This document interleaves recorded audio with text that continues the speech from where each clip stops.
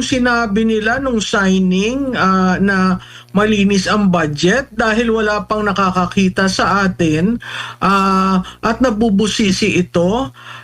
Sana nga malinis, no?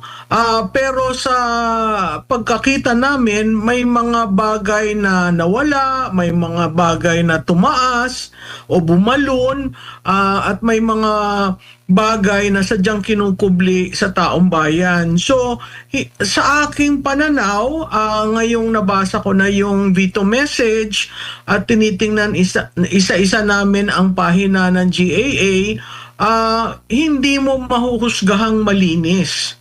Malinis dahil yun ang gusto nilang palabasin, na nag-react sila sa taong bayan, sa kagustuhang ng taong bayan na ang taxes natin ay magamit ng maayos.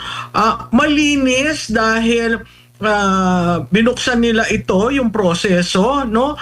Pero makikita natin dun sa BICAM, merong inalis at binalik at lumaki pa.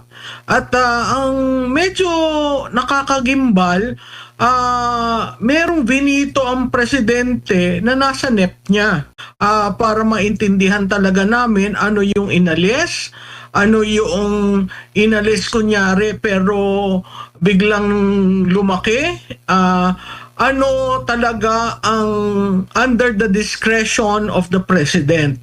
Kasi oo, dun sa sinasabi nilang 10 line items, 7 dun ang binito niya.